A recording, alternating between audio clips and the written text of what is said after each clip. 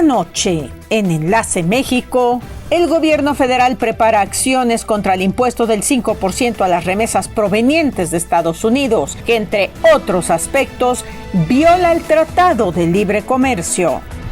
La Unión Europea y Ucrania critican la posición de Rusia en el último y decepcionante intento de diálogo para la paz en Estambul. Y científicos desarrollan una tecnología para monitorear futuras actividades volcánicas y mejorar la prevención. Todo esto y mucho más aquí en Enlace México.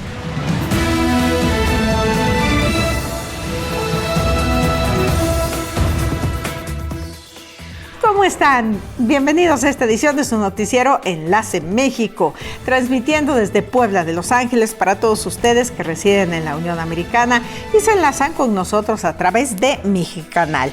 Como siempre, un saludo cordial a Mexicanal desde Puebla. Y bueno, por supuesto también para todos ustedes que a través de nuestras distintas plataformas se enlazan para estar muy bien informados. Para todos, nuestro agradecimiento por permitirnos entrar en sus hogares. No se les olvide utilizar nuestras redes sociales. Ahí están apareciendo en su pantalla. Estamos en Facebook, estamos en X o Twitter, estamos en YouTube, por supuesto, suscríbase, es gratuito.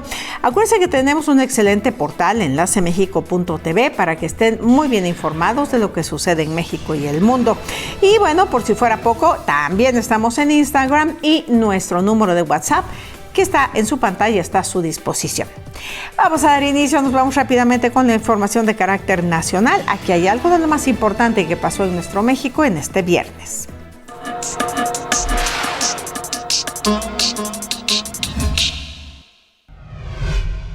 La presidenta Claudia Sheinbaum afirmó que la iniciativa del Congreso de Estados Unidos para imponer un impuesto del 5% adicional a las remesas afectaría la economía de ese país. Sin embargo, informó que su gobierno realiza una serie de acciones para evitar que la ley se apruebe, ya que, entre otros aspectos, viola el TMEC. La mandataria precisó que el impuesto a las remesas es para los migrantes de todas las nacionalidades que habitan en Estados Unidos, pero en el caso de los mexicanos, la medida incumpliría diversos tratados vigentes entre ambos países, porque implica una doble tributación. La próxima semana, una comisión de legisladores se verá con congresistas para tratar el asunto, y es vital que los connacionales externen sus argumentos al respecto a sus congresistas en Estados Unidos. 500,000 de mexicanos trabaja para los cárteles del narcotráfico, aseguró Sebastián Gorka, asesor de la Casa Blanca para el combate al terrorismo. Se estima que hay un repunte de 500,000 mexicanos trabajando para los cárteles. Queremos ver a esos mexicanos libres del flagelo, como la presidenta de México y como todo el mundo, declaró el funcionario del gobierno de Donald Trump durante un foro organizado por el sitio de noticias y análisis político. En febrero, el Departamento de Estado de Estados Unidos designó 6 cárteles mexicanos como organizaciones terroristas transnacionales. Se trata de los cárteles de Sinaloa, Jalisco Nueva Generación, del Noreste, del Golfo, Cárteles Unidos y la Nueva Familia Michoacana. Estamos en guerra con los cárteles. El gobierno de Trump no permitirá que esto continúe. La designación de cárteles como terroristas nos da más opciones que nunca, concluyó el asesor. Entre enero y abril de 2025, los trabajadores mexicanos han retirado por concepto de desempleo 11,360 millones de pesos de sus cuentas individuales, el monto más alto para un periodo similar desde que hay registro, revelan datos de la Comisión Nacional del Sistema de Ahorro para el Retiro. Según el organismo regulador y supervisor de las 10 administradoras de fondos para el retiro, Afore, que operan en el sistema, ese monto es 11.12% superior en comparación con los 10,223 millones reportados en el mismo periodo del año pasado. En lo que se refiere únicamente al cuarto mes del año, los retiros ascendieron a 1,916 millones de pesos, nivel sin precedente para un periodo similar, consecuencia de un aumento de 13% frente a los 1,693 millones de pesos de abril de 2024. Las lluvias pronosticadas para lo que queda de mayo y junio serán más fuertes que el promedio histórico, según dijo el Servicio Meteorológico de la Comisión Nacional del Agua. Con el inicio de la temporada de ciclones tropicales para el Océano Pacífico y el inicio en el Océano Atlántico, esperado para el 1 de junio, se prevé que las lluvias sean más intensas para México debido a que se esperan más tormentas tropicales y posibles huracanes respecto al mismo periodo de años pasados. Para esta temporada se espera que el Niño sea el responsable de que se reporten más ciclones tropicales y con ello las autoridades mexicanas dijeron que trabajarán para dar respuesta y proteger a la ciudadanía. En el Océano Pacífico se prevén de 16 a 20 ciclones y para el Océano Atlántico se esperan de 13 a 17 ciclones tropicales. La información nacional de todos los días.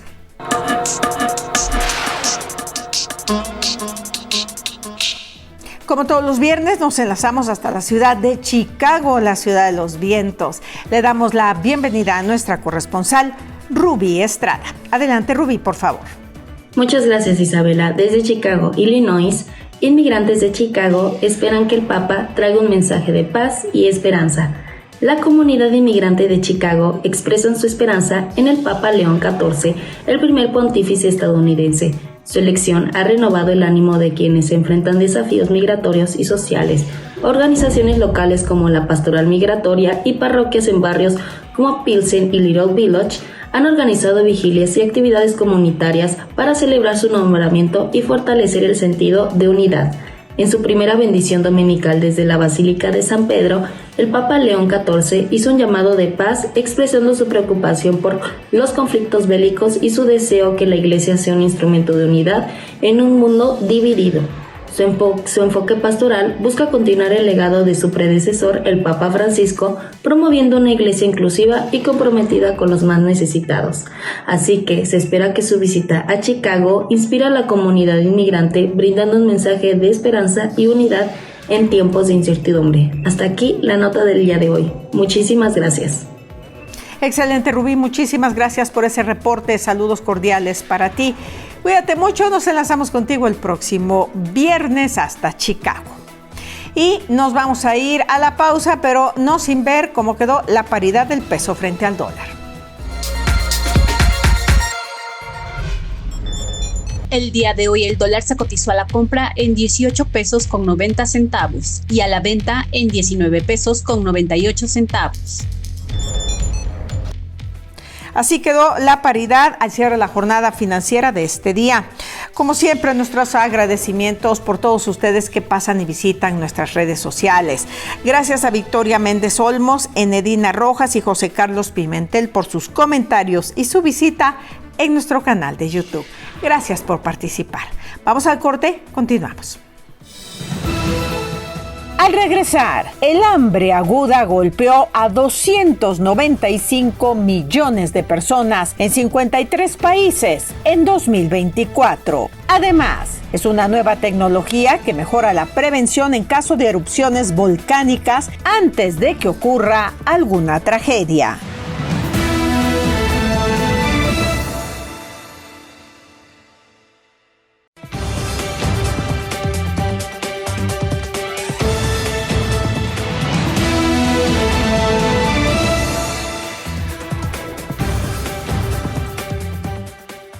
Estamos de vuelta, seguimos en Enlace México y estas son las efemérides de una fecha como hoy.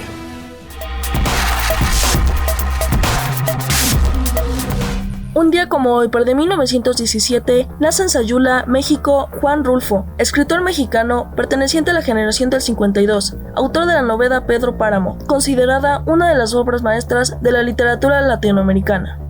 En 1929, en Hollywood por primera vez se conceden premios cinematográficos, consistentes a una estatuilla dorada. A partir de 1931, este galardón será conocido como el nombre de Oscar. Nuestro viaje a lo largo de la historia de todos los días.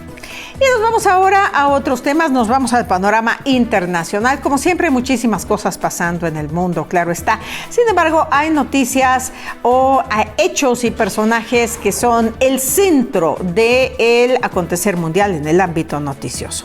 Aquí tienen ustedes algunas de ellas.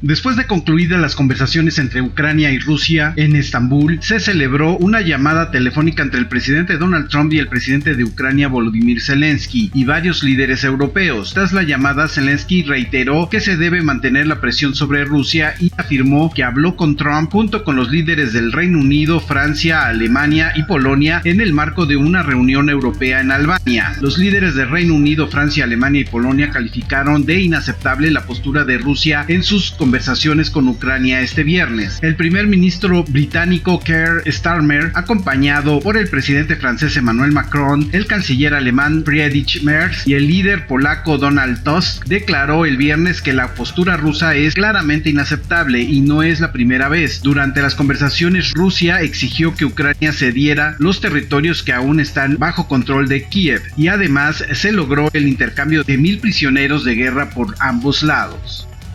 El Papa León XIV confirmó que se están preparando los detalles para una visita a Iznik, Turquía, el próximo 20 de mayo con motivo del 1700 aniversario del Concilio de Nicea. El anuncio se dio durante una audiencia con medios en el Vaticano, donde el pontífice respondió preguntas sobre la agenda heredada de su antecesor Francisco, quien había mostrado interés en realizar ese viaje antes de su fallecimiento. Incluso había invitado al patriarca ortodoxo Bartolomé I a participar en la visita. La fecha se suma a una semana intensa. La misa solemne de toma de posesión del primer pontífice estadounidense en los 2000 años de historia de la Iglesia Católica Apostólica Romana se celebrará en la Plaza de San Pedro el 18 de marzo, anunció el Vaticano.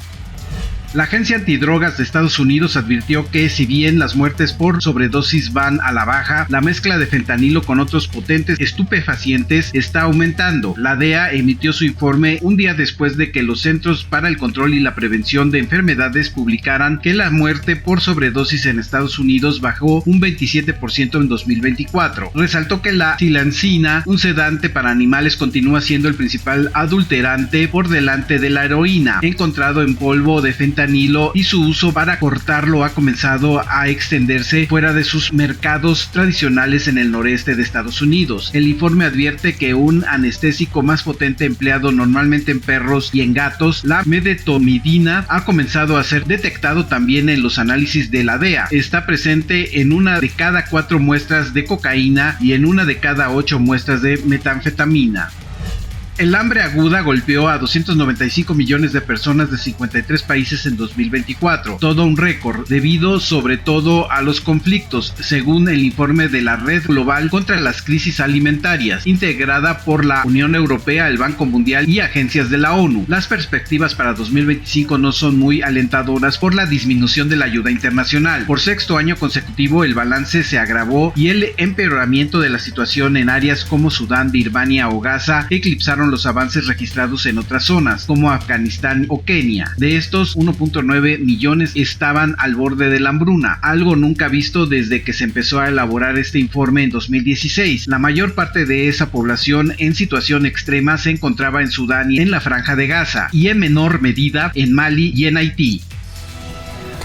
La información internacional como cada noche para todos ustedes. Y bueno, vámonos a otros temas. Bueno, fíjense que científicos en Alaska desarrollaron una tecnología que, por cierto, está almacenada en la nube para monitorear futuras erupciones volcánicas y poder, de alguna manera, mejorar lo que es la prevención, sobre todo de evacuación en ciudades en donde, pues existen volcanes cerca, ¿no? Que pudiesen llegar a provocar algún tipo de tragedia. Veamos el reportaje. Porfirio Ramírez Mendoza, LLC, presenta. El estudio de los volcanes tiene un nuevo aliado. Científicos en Alaska desarrollan una tecnología novedosa para predecir cuándo ocurriría una nueva erupción usando tecnologías que analizan rápidamente grandes cantidades de datos. Y en un par de días pudimos hacer un análisis de casi 8 años de datos que antes habrían llevado semanas o meses. Pero, ¿cómo funciona esto? Bueno, la mayoría de las observaciones de volcanes utilizan satélites para medir el movimiento del suelo alrededor de los volcanes. Luego, esos datos se transfieren a servidores locales para ser analizados. Y aquí es donde viene la piedra de tranca. Son archivos muy grandes que pueden tardar mucho en descargarse. El nuevo sistema permite a los científicos almacenar y analizar los datos en la nube, lo que ahorra tiempo y proporciona actualizaciones más rápidas, eficaces y seguras. algo que en Alaska resulta muy prometedor. Creo que en muchos sentidos casi siempre estamos a la vanguardia de esta tecnología. Tenemos muchos volcanes activos que entran en erupción con bastante frecuencia y que tenemos que monitorear. Y personas de todo el mundo vendrán a Alaska para estudiar volcanes porque los hay. Esto nos lleva hacia esta visión de una especie de observatorio virtual global internacional que es capaz de proporcionar datos y analizar resultados de forma automatizada y en tiempo real. Y eso realmente cambiará las reglas del juego. Un beneficio que ya se está viendo en el monitoreo de los movimientos del Mount Edgecombe, donde se han instalado nuevos instrumentos sísmicos para controlar mejor su actividad y así evitar sorpresas inesperadas. Porfirio Ramírez Mendoza, Foreign Legal Advisors, LLC. Todo lo legal en México, Porfirio te lo resuelve. Ante cualquier situación legal, recuerda que no estás solo. Habla con Porfirio. Porfirio te lo resuelve. Si dejaste algunos asuntos sin resolver en México, yo soy Porfirio y Porfirio sí te lo resuelve. Este tipo de tecnología definitivamente maravillosa, porque bueno, si hay algo que existe, por ejemplo, en países como México, son volcanes en actividad, por supuesto, en Centroamérica también, en muchos otros países alrededor del mundo, y esta tecnología puede, como decíamos hace rato, prevenir tragedias, avisar justo con tiempo. Ojalá y siga desarrollándose. Bien, la terminación 6397, saludos para Roberto, Claudia y José Miguel, que están en Zacapuaxtla, de sus primos Abigail y Daniel desde Passaic, Nueva Jersey. Vamos al corte, no se vayan. Al volver, visitaremos el Cerro de la Tortuga en el municipio de Chila de las Flores. Además, llega Explorador para llevarnos a recordar el misterio de las cabezas olmecas.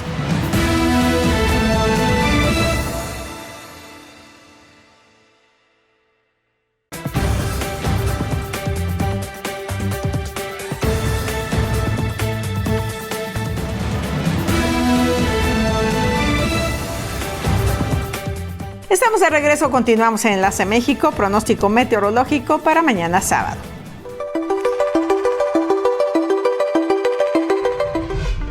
Para mañana sábado, 94 grados Fahrenheit, 34 centígrados será la temperatura máxima en la ciudad de Houston, Texas. La mínima 78 Fahrenheit, 25 grados centígrados. El día va a estar parcialmente nublado. En Los Ángeles, California, la temperatura máxima será de 70 grados Fahrenheit, 21 centígrados, la mínima 57 Fahrenheit, 13 grados centígrados. El día estará nublado por la mañana y soleado por la tarde.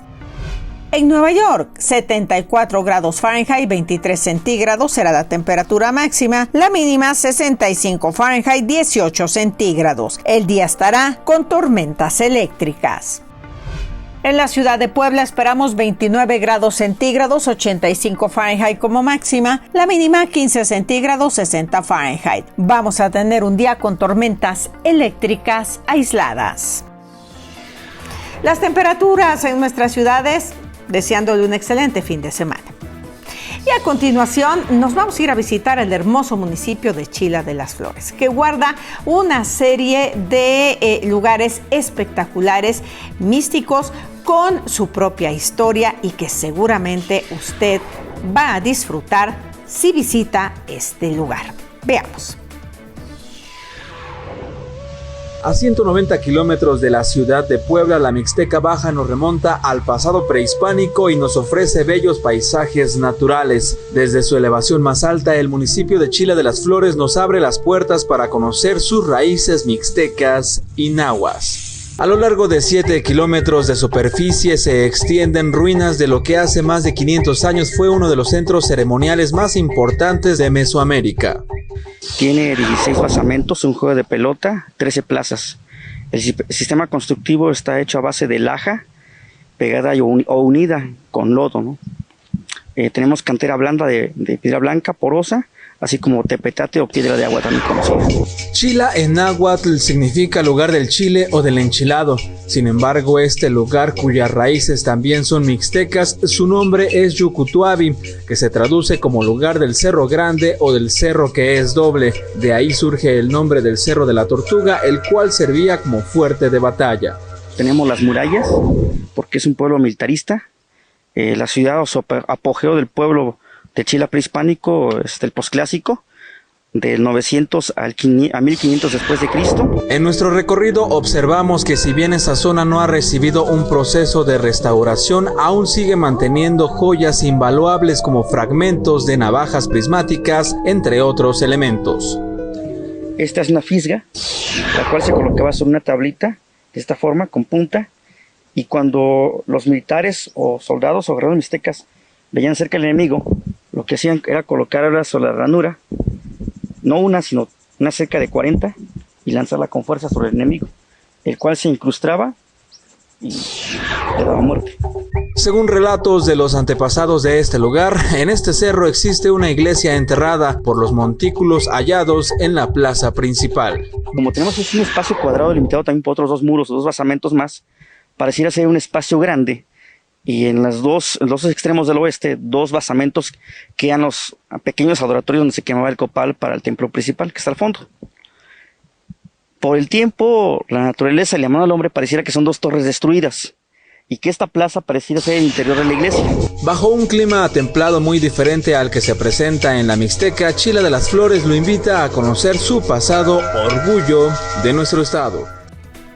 Como les dije, un lugar espectacular con una naturaleza hermosa y que vale la pena que visitemos en familia, que vayamos a conocer todos sus atractivos y que, bueno, pues también nos enteremos de todo lo que guarda nuestro hermoso estado en sus distintos municipios. Ahora, como todos los viernes, le vamos a dar la bienvenida al periodista investigador Julián de Jesús Peña, quien llega con su explorador. A ver a dónde nos lleva. Explorador son las llamadas cabezas colosales que se piensa fueron elaboradas hace 3000 años antes de Cristo. Impresionantes esculturas de los pueblos originarios en México. Hoy hablaremos del misterio de las cabezas olmecas. Los olmecas las esculpieron en grandes piedras de basalto extraídas de la Sierra de los Tuxtlas en Veracruz. Las primeras investigaciones arqueológicas las hizo Matthew Stirlingen en 1938 por el hallazgo de una cabeza colosal en el siglo XIX. Hasta ahora se han descubierto 17 cabezas de piedra. Los ejemplares más pequeños pesan alrededor de 6 toneladas y el mayor descubierto de 40 a 50 toneladas. Existe una en Guatemala que es un trono que pudo haber sido esculpido a partir de una cabeza colosal y es el único ejemplar fuera del corazón olmeca. Se habla de que existen 478 centros ceremoniales olmecas en los estados de Tabasco y Veracruz. La mayoría de ellos datan de hace 3000 años, varios siglos antes del apogeo de la civilización maya en el periodo clásico. El misterio persiste sobre cómo los olmecas las transportaron desde la cantera de basalto ubicada a más de 80 kilómetros de distancia. Otro enigma es cómo pudieron esculpirlas, pues la dureza del basalto es hasta el doble que el mármol. Las cabezas olmecas no pueden ser datadas de un modo preciso. Algunas fueron enterradas alrededor del 900 a.C. y otras fueron movidas de su contexto original antes de ser investigadas por los arqueólogos, y su antigüedad puede variar desde un siglo hasta un milenio. El sello de la primera civilización de Mesoamérica son las colosales cabezas olmecas. Explorador Julián de Jesús Peña para Enlace México. Muchísimas gracias a Julián de Jesús Peña y su explorador. Nos enlazamos contigo el próximo viernes. Llegamos al final, gracias por habernos acompañado. Antes de despedirme, los saludos de Juan Carlos Rosas desde Denver, Colorado, para su mamá María Eugenia Rufo, que está en la ciudad de Atlisco, Puebla. Claudia Aguilar desde San Felipe, Tepatlán. Saludos a su esposo que radica en McAllen, Texas. Está trabajando por allá. Nicanor Merino desde el Bronx, Nueva York. Saluda a toda la gente que vive en la comunidad de Azocopan, en Atlisco. Gracias por habernos acompañado. Pásela muy bien, disfrute lo más importante que tenemos, nuestra familia. Descanse y muy buenas tardes, buenas noches. Lo esperamos el próximo lunes para enlazarnos como todos los días aquí en Enlace México.